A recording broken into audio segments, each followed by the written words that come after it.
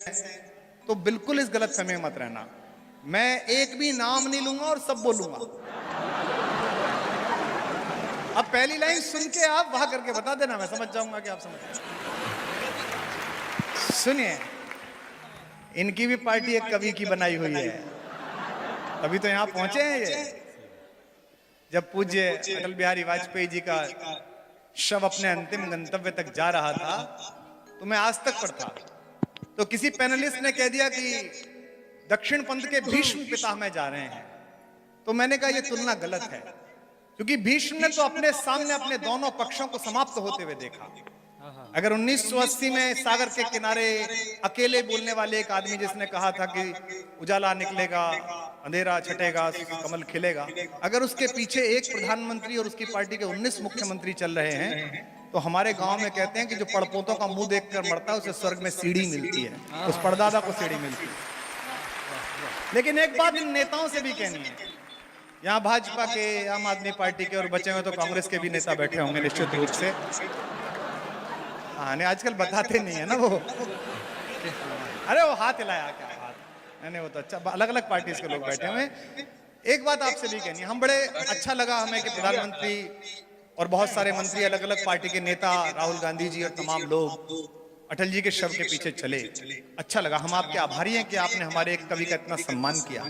अच्छा लगा कि 9 किलोमीटर आप 7 किलोमीटर चले उनके शव के पीछे, लेकिन कोशिश करिए कि उनके पदचिन्हों पर भी 2 कदम चल के दिखाएं कि पुरानी दोस्ती को इस नई ताकत से मत तोलो। ताकत भी कितनी, 4-5 महीने की, कि पुरानी दोस्ती को इस नई ताकत से मत तोलो। एक निवेदन आपसे यह है कि इस हॉल में जो लोग 1, 2, 3 आए हैं, दोस्त लोग आए हैं, जिंदगी में दोस्तियों का सम्मान करना जो आपके बचपन से साथ चली हैं। जो लोग अपने सहचरों का सम्मान नहीं करते, रास्ते उनका सम्मान नहीं करते, मंजिलें तो छोड़ दीजिए। ये मैं इसलिए कह रहा हूं कि एक छोटा सा शपथ ग्रहण समारोह होता है, उसमें कितने सारे अतिथि आते हैं पीछे खड़े होने के लिए। दुनिया का सबसे बड़ा शपथ ग्रहण समारोह हुआ, दुनिया का सबसे बड़ा राज्याभिषेक हुआ, जब 14 साल बाद राम लौट कर आए। उन्हें राजा घोषित करना था, भरत व्यवस्था कर रहे थे। एक मुख्यमंत्री शपथ लेता है तो कितनी भीड़ आती है। देखा था आपने, कर्नाटक में शपथ हुई थी, कितने लोग पीछे खड़े थे, बहुत सारे आए थे, फ्यूज बल्बों की झालर पूरी एकदम पीछे। हाँ, हमारा वाला लट्टू भी था। तो इतने सारे लोग आते हैं, लेकिन राम का राज्याभिषेक हुआ।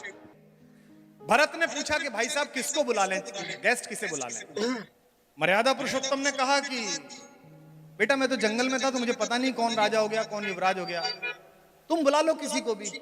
भरत ने कहा भैया किसी से तो मैत्री हुई होगी। बोले ये सुग्रीव, अंगद, हनुमान ये सब आए हैं साथ में, किसको बुला लूं। दोनों भाई सो गए। राम नींद में जाने वाले थे कि अचानक चौंक कर जगे। माँ सीता उठ गई कि क्या हुआ। बोले मुझसे बड़ा अपराध हो जाता, मुझे भरत के पास जाना है।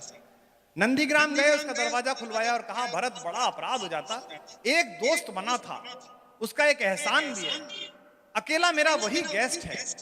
और सीरी फोर्ट में जहां बाहर ध्वनियां नहीं जाती, लेकिन अगर ध्वनि किसी रास्ते से जाती हो तो उस तट को पता चले, उस व्यक्ति को पता चले। राम के राज्याभिषेक में राम की ओर से जो एकमात्र ऑफिशियल गेस्ट आया था, वो व्यक्ति था जिसने उन्हें गंगा पार कराई थी, जिसे केवट के नाम से जानते हैं।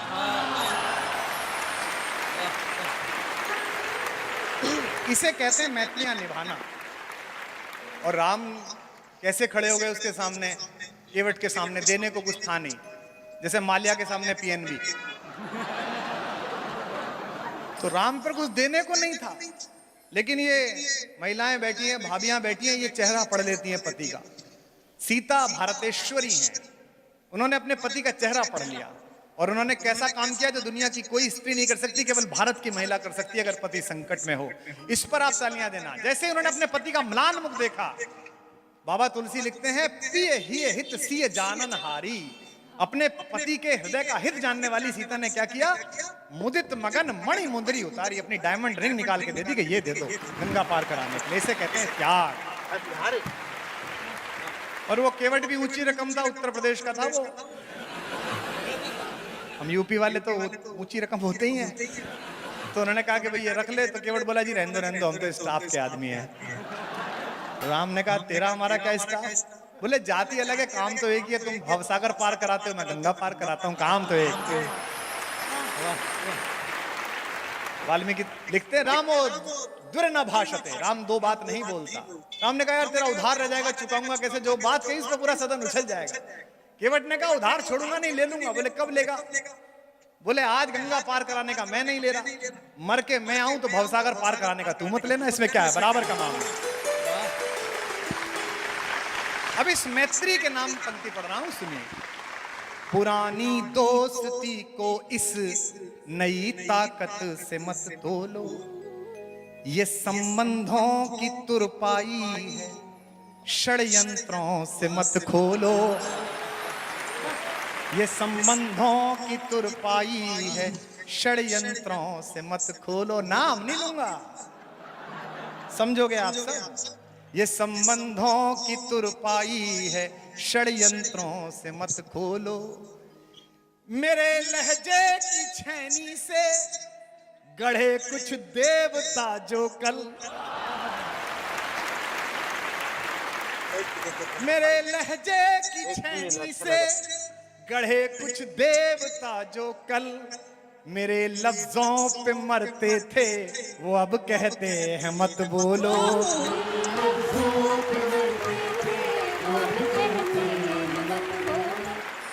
तो ये पाकिस्तान का तनाव जो चैनल दिखाते हैं, ये मूल से उतना तनाव है नहीं।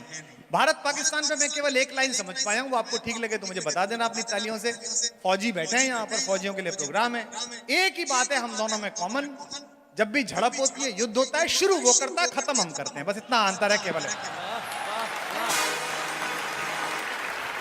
लेकिन एक बात बताऊं, जब सर्जिकल स्ट्राइक हुई तो सुबह सुबह बड़ा अच्छा लगा और हमने तुरंत ट्वीट कर दिया भारत की सेना के लिए। उसके बाद ही रायता प्रारंभ हुआ डुल्ला। तो तुझे बड़ा पता है कर रहा, तब तो तूने भी वोट दी थी, तब तो तू भी सफाई अभियान कर रहा था। भाई साहब 2 दे के आया हूं, तुरंत मुंह में डाल ली थी उंगली। तो सब वो हमने ट्वीट कर दिया और भारत की सेना और आज तक वास्तव में चला दिया कि कुमार विश्वास ने कविता लिख दी। लेकिन जब मैंने वहां के रक्षा मंत्री का बयान सुना तो मेरा वीर रस हास्य रस में परिवर्तित हो गया। इतना अद्भुत देश है। प्रेस कॉन्फ्रेंस में उनके रक्षा मंत्री से पूछा प्रेस वाले ने कि साहब वो कितना नुकसान हो गया है सर्जिकल स्ट्राइक से? तो वो बोला जी अंधेरे की वजह से पता नहीं चल पाया। रक्षा मंत्री है वो। मैंने कहा खान साहब घर जाओ, वहां भी लाइट नहीं थी। अलग अलग तरीके के लोग हैं वहां पर। कोई बात नहीं, कल हंस लेना आराम से।